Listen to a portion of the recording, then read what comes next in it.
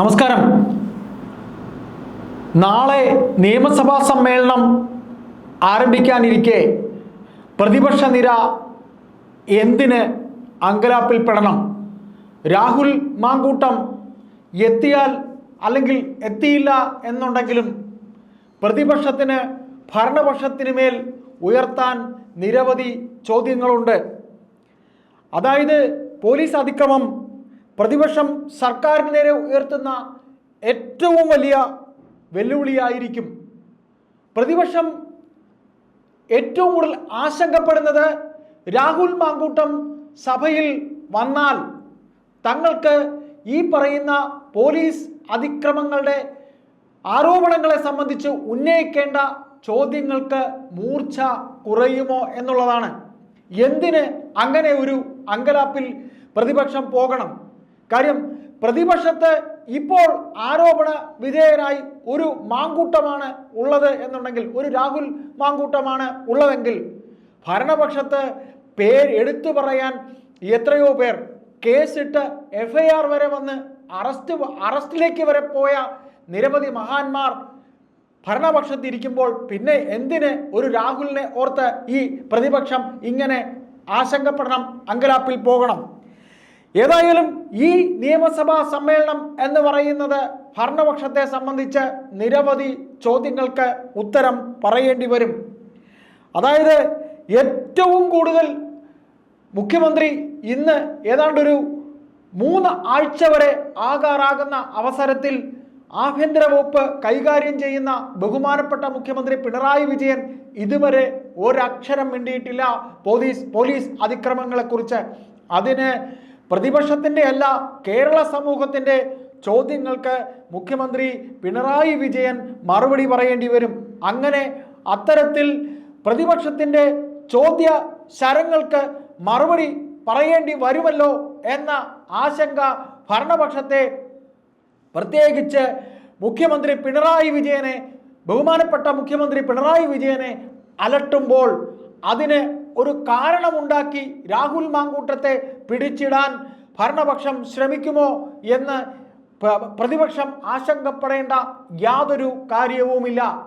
എന്നാൽ ആ ഒരു കാരണം പറഞ്ഞുകൊണ്ട് കയ്യാങ്കളിയിലേക്ക് വരെ ചിലപ്പോൾ ഭരണപക്ഷം പോയേക്കുമോ എന്നാണ് ചില നിരീക്ഷകർ പറയുന്നത്. കാര്യം എന്തെങ്കിലും ഒരു കാരണം കൊണ്ട് തങ്ങളുടേതായി ഉണ്ടായ വീഴ്ചയെ മൂടി വയ്ക്കാൻ, കേവലം ഈ പറയുന്ന ആരോപണങ്ങളുടെ അടിസ്ഥാനം, അതായത് വെറും ആരോപണങ്ങളുടെ അടിസ്ഥാനത്തിൽ ഒരു യുവ MLA-ക്കെതിരെ ഇത്തരത്തിൽ നീക്കം നടത്തുന്നത് CPM എന്ന് പറയുന്ന പാർട്ടി, പ്രത്യേകിച്ച് സഭയിലെ ഏറ്റവും മുതിർന്ന അംഗമായ മുഖ്യമന്ത്രിക്കെതിരെ രാഹുൽ മാങ്കൂട്ടം സഭയിൽ അംഗമായത് മുതൽ അദ്ദേഹത്തിനെ ആക്രമിക്കുന്നു, അല്ലെങ്കിൽ ഭരണപക്ഷത്തെ വാക്കുകൾ കൊണ്ട് ചാട്ടുളി പോലെ ആക്രമിക്കുന്നു എന്ന ഒറ്റ കാരണം കൊണ്ട് മുഖ്യമന്ത്രിയുടെയും ഭരണപക്ഷത്തിൻ്റെയും കണ്ണിലെ കരടായിരുന്നു ഈ ചെറുപ്പക്കാരൻ. അതുകൊണ്ട് തന്നെ CPM-ന്റെ തനതു മാർഗം, അതായത് സ്വന്തം പാർട്ടിയിലെ തന്നെ നേതാക്കൾക്കെതിരെ സ്ത്രീ വിഷയ കഥകൾ നിരുപാധികം ഇറക്കി വിട്ടിട്ടുള്ള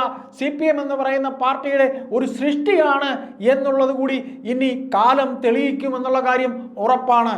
ഏതായാലും ഈ പറയുന്ന രീതിയിൽ ഒരു തദ്ദേശ ഇലക്ഷൻ അടുത്തു വരുന്ന അവസരത്തിൽ തിങ്കളാഴ്ച കൂടുന്ന നിയമസഭാ സമ്മേളനത്തിന് വീര്യം കൂടുക തന്നെ ചെയ്യും.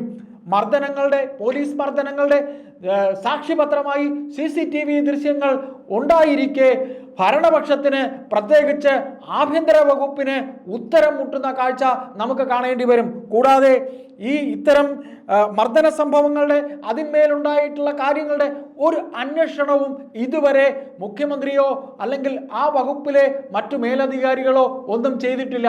ഇനി മറ്റൊന്ന്, ആരോഗ്യ വകുപ്പിലെ കെടുകാര്യസ്ഥത. തിരുവനന്തപുരം മെഡിക്കൽ കോളേജിലെ ഡോക്ടർ ഹാരിസിൻ്റെ വിഷയം, അതും ഒരു ചർച്ചയാകേണ്ട കാര്യമാണ്. രണ്ടാമത് വന്യജീവി ആക്രമണം. ഇങ്ങനെ നിരവധി കാര്യങ്ങൾക്ക് ഭരണപക്ഷം പ്രതിപക്ഷത്തിന് മുന്നിലല്ല, കേരള സമൂഹത്തിന് മുന്നിൽ ഉത്തരം മുട്ടേണ്ടി വരുന്ന അവസരത്തിൽ ഒരു രാഹുൽ വിഷയം എടുത്തിട്ടുകൊണ്ട് എന്തിന് ഭരണപക്ഷം ഇങ്ങനെ അങ്ങനെ പെരുമാറുമെന്ന് പ്രതിപക്ഷം ആശങ്കപ്പെടണം? രാഹുൽ മാങ്കൂട്ടം എന്ന യുവ നേതാവ് ഇപ്പോൾ കോൺഗ്രസിലെ അംഗമല്ല. അദ്ദേഹത്തിന് കോൺഗ്രസിന്റെ വിപ്പ് തന്നെ നഷ്ടമായിട്ടുണ്ട്. അദ്ദേഹത്തിന് സഭയിൽ വരണമോ വേണ്ടയോ എന്നുള്ളത് അദ്ദേഹം തീരുമാനിക്കട്ടെ.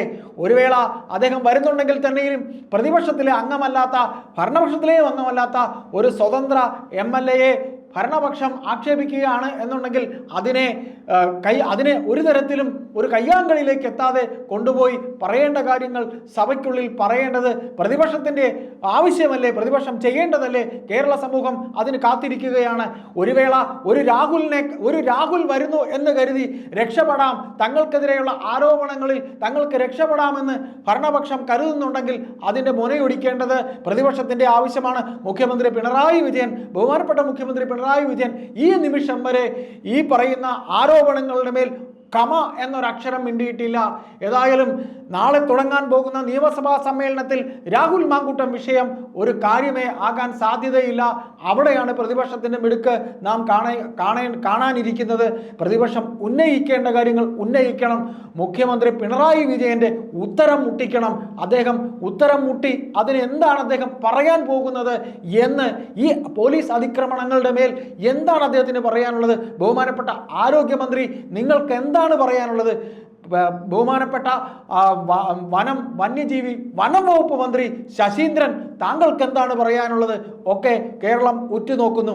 ഒരു രാഹുലിനെ പറഞ്ഞുകൊണ്ട് ഇവിടെ നിയമസഭയിൽ ഭരണപക്ഷത്തിന് രക്ഷപ്പെടാൻ പറ്റും എന്ന് കരുതുന്നുണ്ടെങ്കിൽ നിങ്ങളൊക്കെ വിഡ്ഢിസ്വർഗത്തിലാണ് എന്നാണ് കേരള സമൂഹത്തിന് ഭരണപക്ഷത്തോട് പറയാനുള്ളത്.